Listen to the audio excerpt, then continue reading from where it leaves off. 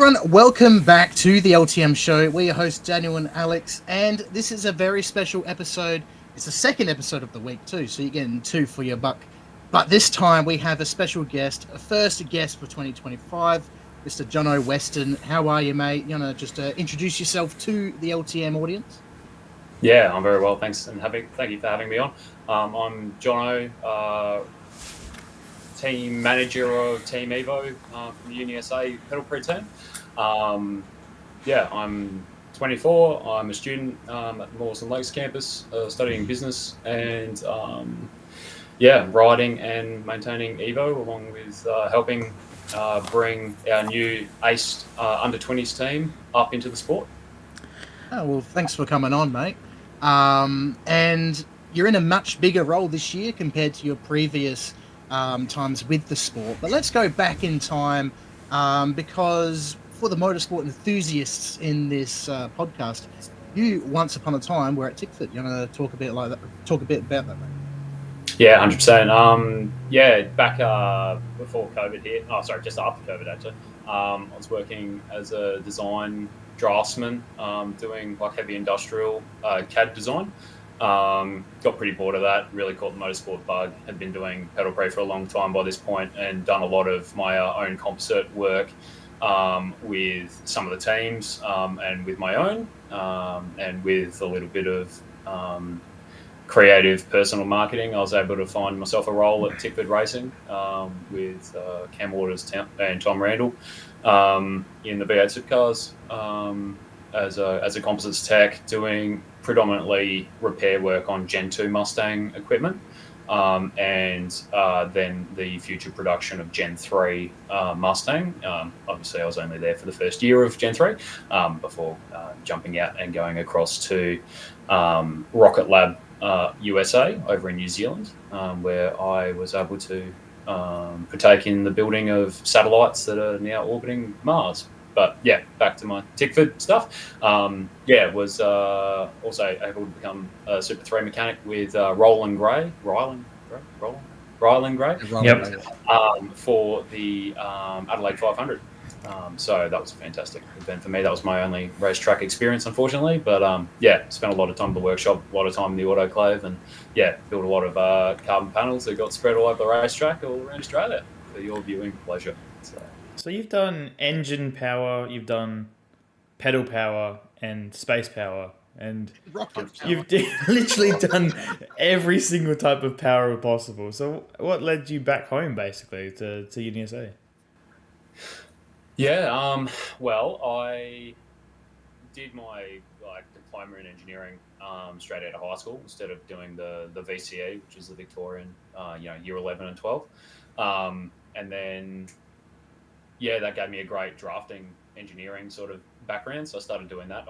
That's what actually my passion is, doing drafting. I really enjoy turning, concepts into prototypes into production ready parts. And I've always had a passion for what we call HPV in Victoria, which is Pedal Prix here. And sort of did it all through high school and wanted to get back to my roots there. And I'd run my own team previously. And now I'm back home studying business management to hopefully be able to become a entrepreneur in the future, building composite structures or doing design work of some description, hopefully in the racing space. So I guess it's been a big roundabout way to learn a lot of different processes from a lot of professional companies.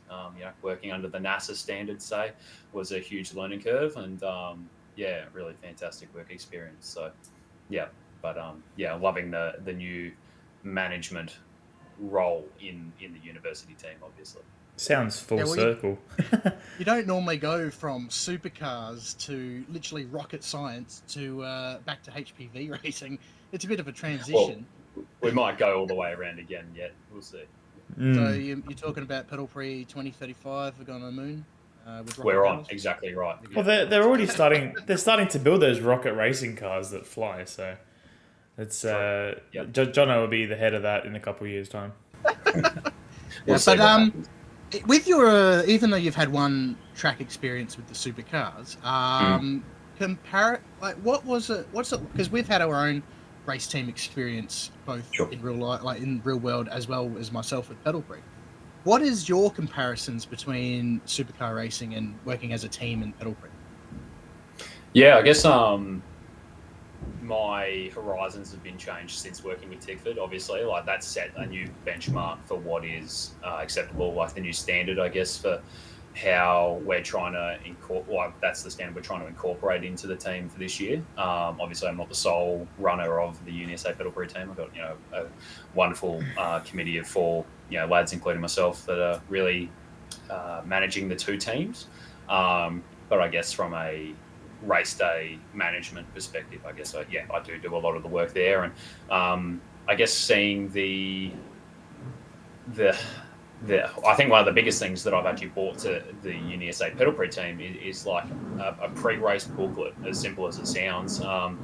Just with all your times and dates, and the cars that we've got to pick up from the university, and who's doing our catering and how much it costs, and a breakdown, and being able to publish all of that information to our riders just gives everyone keeps everyone on the same page. And that I never even considered that before working at Tickford. We had ones for who's going to be doing the vinyl wrapping at this time, what stickers need to go on the car for which heats, what bodywork we're even bringing with us, because they're just a heap of big black bags in the truck. So who knows what we've actually brought with us, along with all of the filming. And we've arranged a time, Daniel, to do some interviews with you at scrutineering.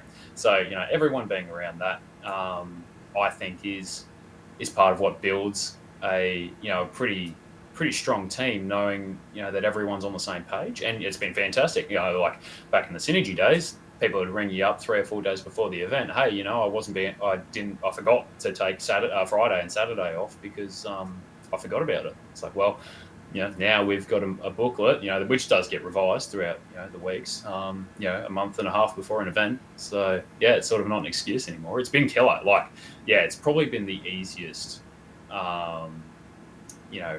We've gotten 2 vehicles that were quite badly damaged out of 2024, completely rebuilt them, moved from a backyard operation into a motorsports facility, effectively at the university, and tooled up. It's been a fantastic, really, really long 3 months, but I'm super stoked with how it's all gone.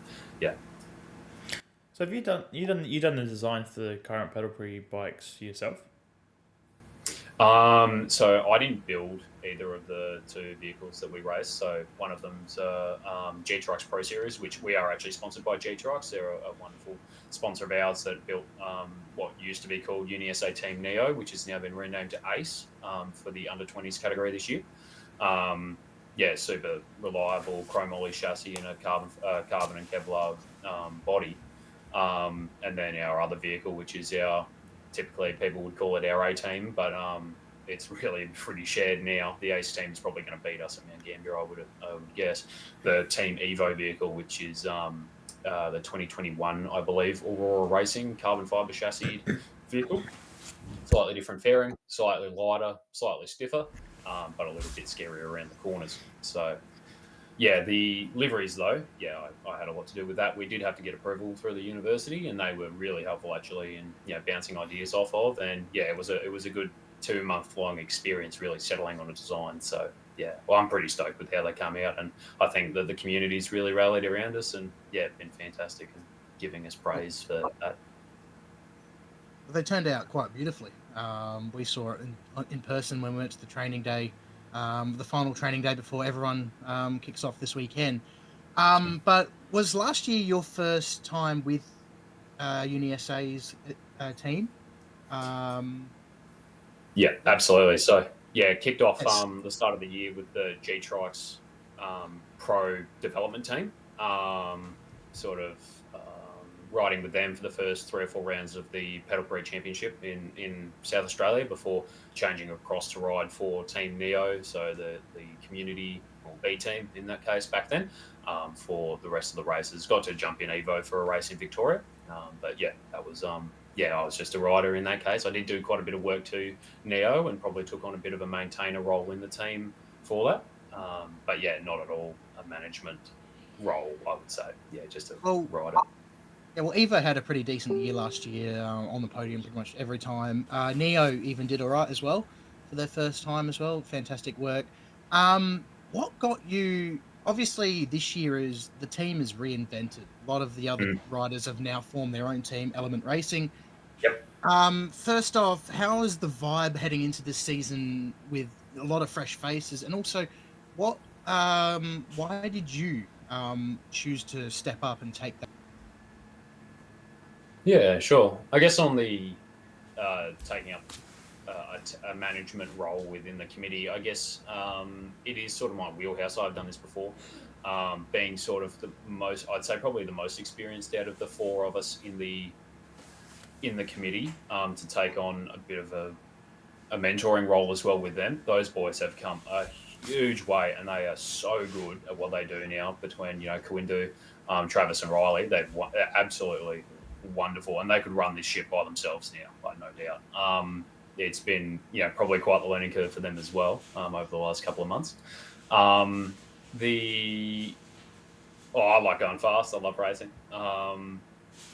I sort of came off the end of last year in probably the best fitness I ever had. I was quite happy with my performance at Murray Bridge. I was able to hold fourth overall for the first hour and a half, and Darcy was able to hold off second, who I've sort of taken the role from in the team, who's now retired.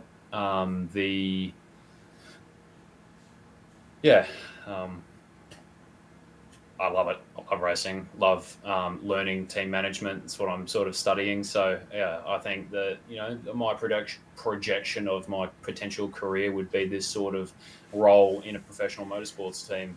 Down the line, I'm starting to love logistics management because it sort of goes unsung when people do it right, but it's often the reason it goes wrong.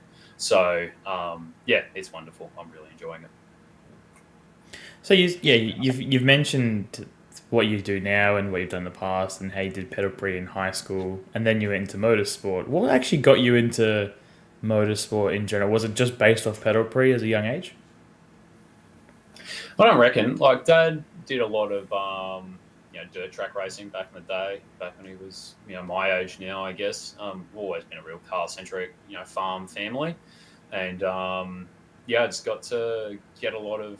Always had a PS2 with the odd V8 Supercars game on it. Me and my brothers would smash each other around for hours on end growing up, and just love that. Video gaming's been a massive part of my sort of evolution into loving the sport. Obviously there's a cycling component of that, which I also absolutely love, and try to do as much racing as possible. It has certainly taken a bit of a nosedive since I've taken over the team, just trying to get everything prepared for the season. But it's I'd say motorsport's always been there in my family. I have raced Formula V before.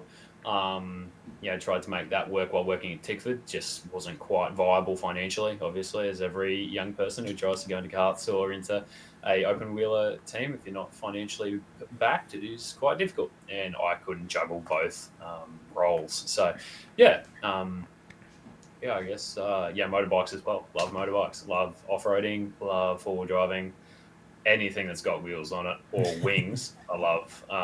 Dad's a pilot. Been flying a lot with him. I love big horsepower, or watts if you're talking about Jake Nesbitt, one of our riders. But it's great. Yeah. So when I mentioned you might be building flying cars, that could actually be legit. Yeah.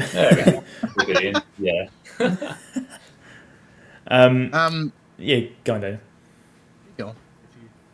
If you say something. No, you got it. I'll say something.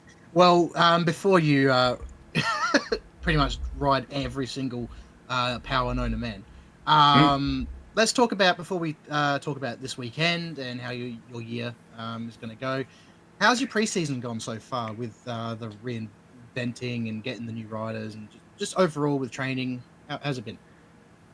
Yeah, it's certainly been a very long couple of months since Murray Bridge. When was Bridge? Was that 6 months ago now? Is that how long it's been? It was too long. September. So. Yeah, it's been a long time, but it's gone incredibly quickly, I can tell you. Yep. We sort of came out of the end of the year with two completely annihilated vehicles after Murray Bridge. I could probably send you some photos and you can put them up over the top of this. The the team, I think mid-season had just, so the Evo team, at least at that time, had sort of decided to disband at the end of the, last year. I didn't get that memo, so by the end of the year, I was pretty keen to get cracking on with it. So yeah, basically the entire Evo team minus Jake, who has stayed on with us, and yeah, we love him for that. They've all left and started their own incorporation, Element Racing Incorporated, I believe it is. And yeah, they've bought the Cam Platt 2022 John Taylor shelled vehicle that beat us actually in Sandown last year, which is an incredibly quick bike. Very much like series winners Gambier from last year. Yeah, I guess we found ourselves as a committee, all of us in the committee are from Neo from last year. So it's very much like if Red Bull were to walk away at the end of the championship and give VCarb the Red Bull name, like just, for them to come up and become the new team and sort of, try and maintain the professionalism, the vibe that the previous team had, as well as, the performances. Evo didn't come out of the top 3 all season last year, and that is going to be extremely difficult for us to do. But it's a great challenge, and we've gone through with some modifications of the vehicles over the off season to try and bridge the gap a little bit. We're still probably not as quick as the top 2. Element. I assume that Element and Gambier are going to run away with the championship this year. I could be wrong. There could be a 3rd or 4th team that are up there. So yeah, to be with them or the best of the rest, that's really the goal, I think, for the team, for at least Evo. And for Ace in under 20s, they're an 18 to 20-year-old team. We've got 7 guys and a wonderful young woman that's joined the team as well. So yeah, all of those guys are new. So we've brought on, so we've gone from effectively Murray Ridge team was 8 in Evo and 5 full-timers in Neo to now losing 7 of those 8 in Evo, and now we're taking 16 with 3 support crew to Mt Gambier. So we've nearly doubled the size of the team in the months off. So without much training or advertising. So yeah, it's been incredible to bring, especially with the Ace guys, bringing a team of young people together with a bike that none of them had ever ridden, and sort of trying to help them develop and move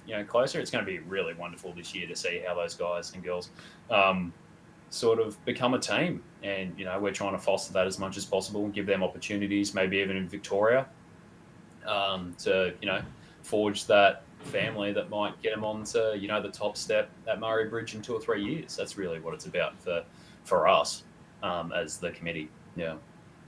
Well, we saw some pretty close racing last year, with especially I remember Adelaide with Evo almost getting it. I think about a minute off the win, I think, in the end. Yeah, because Waddle got that puncture in the final stages, so Aurora was able to claim that one. But this year, I like just the vibe as well, not just for you guys, but everything all in general, is amazing. It's 40 years this year since the first Pedal Prix event. I didn't even know that. Yeah, it's insane. So hopefully we can do something special this year at Murray Bridge. That'll be wicked. But as we head into this weekend at Mt Gambier, about 90 or 91 entries so far. It's going to be amazing. Yeah, it's I think going to be quite an interesting start to the season. A lot of I'd call them nearly professional teams, your Trump Trikes, G Trikes Pro, Thackeray Racing, Trisled even are back with a team. Everyone is sort of shuffled around. Evo's broken up and become Element. We've refilled the Evo team with new untested crew, which is like super exciting for them, but none of us have ever raced this vehicle before outside myself and Jake. So, we've got 6 crew that have never ridden it. But all of those teams normally, like last year, had an under-20s team, and they've all split up and moved around. So it's going to be an interesting season of, I assume, quite a large amount of crew bouncing from team to team. Hopefully we'll retain our lads and lasses. But yeah, we'll see. I think, Mount Gambier is a good start to the season. It's a long event. The weather's going to be pretty interesting, I think. I think we're going to have a lot of crews suffering fogging issues, would be my guess. It's an early start. It's cold. It's Mount Gambier. You never know what the weather's going to do. It's going to show how prepared people are. It's been a long off season.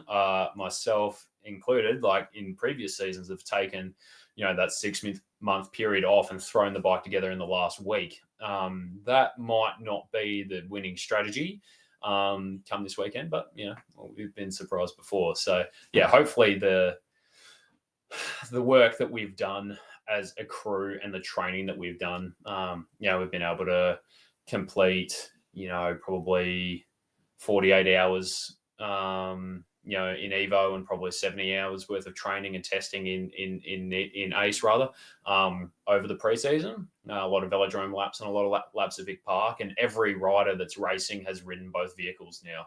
And a lot of crew aren't going to have that luxury, especially the Victorian teams.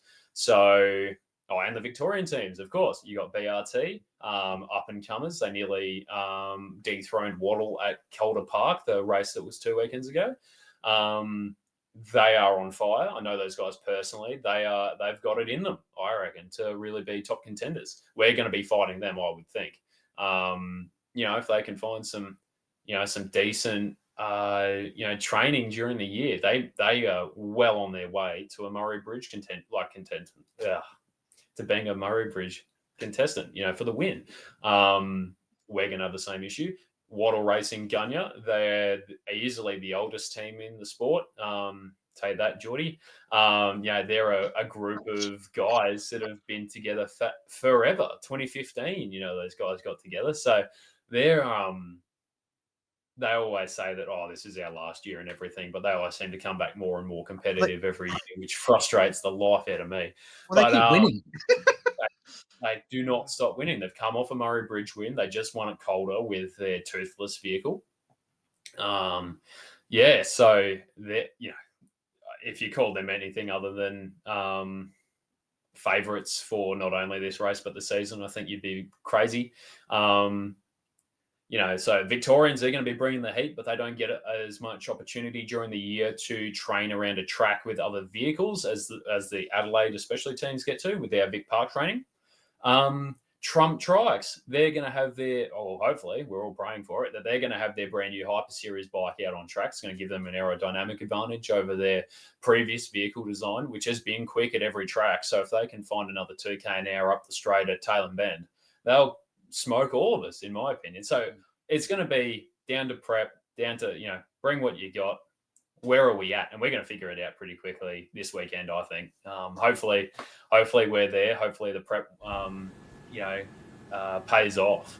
But yeah, we're in it for the long haul. We're probably going to end up doing all 6 rounds of the championship. We're probably going to go over to Busselton now, as a team. We want to see fast, close, hard racing, and there's going to be accidents in that. And we've already had an accident in one of our vehicles last weekend at our training day, which is unfortunate, but it's understandable. It's racing. If you're going to race cars, you're going to crash cars. So I'm excited for it. It's going to be a really, really interesting season. Can't wait. Do you want to say anything, Alex? I was just about to pretty much ask, the calendar, which events you're most looking forward to. I haven't got it in front of me, but I'm sure Daniel does. I've got it in here. Daniel's got it as the official commentator. He should have it in his head. We've already had a round of the big series. I think we've got another 3 or 4 there where, if we come out of Mt Gambier well and we haven't written both bikes off, we will certainly be attending those races, I believe. Going over to WA to contend. The Busselton race has always been a passion of mine. I've always wanted to do it, so if we could pull it off this year, that'd be fantastic. Murray Bridge is always the big one. We'd love to go to Maryborough for the Energy Breakthrough race. We won't be able to contend that race because we're not school age, but if we can show support in their event, that would also be a fantastic use of our time and resources, I think, and help foster that next generation of probably athletes and engineers. I think that this sport, amongst others, is probably the best, especially in Victoria, for bringing up young. Well, it brought me into it, certainly into engineering and into, well, this is what we've got. How are we going to make it faster or more comfortable or more reliable? And that can change a 13-year-old young kid, who's bored at high school. So, yeah, hopefully we can give back a little bit there this year as well. So, yeah. Yeah, I remember my first time. I was actually year 6, where I went to my high school that I was going to at the time, and they had the bike there on display. And from that moment, I knew I was going to race it. And then 3 or 4 years later, I ended up racing it. So it's a lot of fun. So this weekend is going to be epic. I'm excited to get things underway once again. My first time at Mt Gambier. I didn't get to go last year, so I'm really excited to see the racing this time around as well. And I'm pumped, absolutely pumped. Alex, any final words before we wrap this up? Well, I've got questions for Alex. Alex, you got to test ride Ace on the weekend. Obviously the first time you've ever sat in a bike, first time you've ever worn the riding shoes. How was your experience? Obviously, it was a live track day, and it's sort of hard to get, someone brand new up to speed. But yeah, as a first timer, what was your impressions? Well, with the immaculate pace that I had of 2 kilometers an hour, getting out of the way of everyone, it was incredible. No, I think the greatest experience I felt from it was just being in it and having a go of just pedaling and see what you can and can't see, which is a lot of nothing. The bike's very, if you're not good with claustrophobia, don't do it. You got to be very comfortable with being claustrophobic, definitely. Especially, I was only in there for 10 minutes. You guys do hours stints. It's ridiculous. And obviously fitness. Like, fitness is insane. Like, I don't think I could ever compete with anyone with my current fitness, but it's a very cool experience. It's actually really comfortable. Everyone was, it's really, really like kind of like uncomfortable, hurt your neck, but and I'm a person with neck problems, so having no pain was nice. But yeah, it was just cool to be in it, honestly. When the roof came down of Ace, because it's a bit different setup to the other one. You feel like a kind of like astronaut. You're just like in that enclosed cockpit, and then you're set and you're ready to go. It was actually another thing I couldn't get over was the noise. You could hear everything in that thing. It's very loud. Yes, absolutely. Especially with such a long chain and everything being carbon fiber or Kevlar, it certainly drums a lot. You got a lot of chain in there and it's bouncing around. So yeah, I think as a rider matures, in their racecraft, they can certainly find some speed in listening to the tyres. There's actually a lot of feedback the bike will give you if you know how to listen to it, and I think that's probably something that we'll start exploring, in probably a video form at some point, with some rider training. That this is actually what's going on here. This is actually what a flat tyre sounds like. You can probably pick it out, be able to work from there. Yeah, I've had my fair share of punctures in my time in the sport, unfortunately. I don't know very well what one sounds like and how it feels when you're not meant to drift it. Once you know you're drifting a bike, you're in trouble. So yeah, I had 2 rather significant accidents last year with rear tyre blowouts because there are a tricycle, 2 wheels at the front, 1 wheel at the back. As soon as that rear wheel goes that isn't steered, it's very, very difficult to keep it upright, especially if you're already committed to a corner. So yeah, trying to avoid that absolutely from now on. Luckily for me, I was on the downhill part of the Murray Bridge. Yes. I was there, so I wasn't turning at any point, so I was okay. Still not ideal, but yeah. But speaking of turning though, Mt Gambier, lots of pretty decent turns, especially the final sector.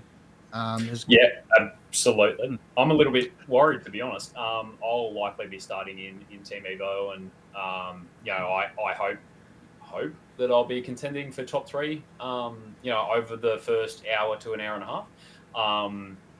Evo, so I rode it last year in a vehicle identical to Ace.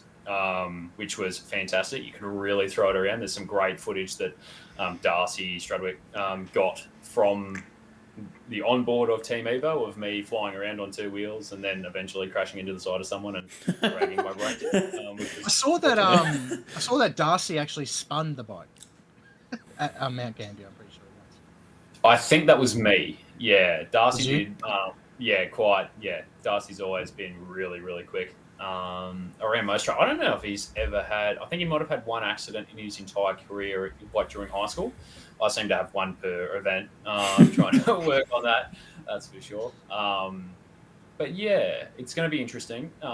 The Ace guys, I think, are going to be well looked after by their vehicle. I think that Ace especially is one of the better cornering vehicles out of the category. There are 2 corners of major concern. The one before the start finish line is an off camber downhill left right, which is extremely fast and has a gravel trap on the outside. We saw Aurora Racing on the first lap of last year absolutely fly off the side of the track and fill the vehicle up with gravel, which is not the best way to start an 8-hour event. So we're going to try to avoid that in both vehicles. But I'm certainly going to have to treat Evo a bit more like a drag car and a lot of braking, just tiptoe through the corner, especially if it's wet, and then sort of gas it out of the corners on the straight. Try get up to that 60 kilometers an hour sort of realm, and then back it back off through the corners. So it'll be everyone in our team will learn quickly about she can bite you. We're going to actually run some lead ballast to try and help us out, especially if it rains. We're extremely tail happy in the wet, so if we can move our center of gravity around or center of balance, that can certainly help out. It's actually kind of impressive, I think, at least cool that we're now dealing with setup changes in the sport. Like 2 or 3 years ago, this wasn't really heard of. I know some teams, and I believe Wattle Gunya does this, they'll actually shim their kingpins to give themselves let's say most of the corners on the track are left-hand, they'll shim the right-hand side of the vehicle up so that their COG is more inwards on the corner, and that might give them half a kilometre an hour worth of entry and exit speed, and over 24 hours at Murray Bridge, that can make up for quite a lot. It's those marginal gains now that'll get you through. I'll tell you what, it's crazy that you are talking about that. You're right, because like I said, 40 years ago, it was designed for school children to just build themselves and work as a team. Now we've gotten to freaking Formula 1 level. You need an actual engineer. Well, it is impressive, and it's sort of it's great having everyone available to do testing. To get everyone understanding of us and Element have a open and shut knacker duct in the roof, and we've done some calculations to figure out that with the vent shut, it might be worth a kilometre an hour down the straight. So to be able to adjust that, it's effectively DRS. But you sacrifice rider cooling. So I guess in our case, if it's hot and you can tolerate a bit of heat, you'd shut it on the main straight. And then as soon as you stop pedaling, because you're going to start trail braking for a corner, open it up. More drag's not going to hurt if you're already braking. Get through the corner and then shut it again. Is it entirely necessary? Maybe we should spend an extra week on the bike, and get a bit more trained up, because there is a mechanical and there is a physical aspect, of this. And, a lot of the lads are, avid cyclists, and that's great. A lot of runners and a lot of triathletes. So it's, definitely a cardio sport. But yeah, it's certainly, and that's why, it's a bringing together of the mechanical and the physical, I think, or the personal, really, to get a fast racing package. Yeah, well, because heaps of people always ask, how fast can do these things go? Well, I always say it really depends on your fitness and the aero, because you are the engine at the end of the day. So, thanks for coming on tonight, man. Really appreciate it. Before we get into business this weekend, do you want to just shout out all your social media and whatnot, where everyone can follow your journey this season? 100%. Most of our stuff is on Instagram and on YouTube. So we are University SA or UniSA Pedal Prix on Instagram, and Evo TV on YouTube. Come and tune into Evo Access, which is our video series. Darcy previous years, has done a fantastic job documenting every race, and we hope to continue that on. And yeah, if you want updates, and all of our sponsors, are on our Instagram, and yeah, we're super proud to be representing all of them and the university. So come and follow us. Oh, awesome. Thanks, man. Appreciate it. And for all those listening that are on their way to Mount Gambier, as you hear this, safe travels. Safe travels back. You're hearing this 6 months later. Hello. But no, thanks for coming, and I'm sure I'll chat you throughout the weekend. Yeah, best of luck, man. Thank you very much. I'll see you on Friday, Daniel, and thanks for your time, Alex. No worries, man. Take it easy, man. See ya. All right, bye. Cheers.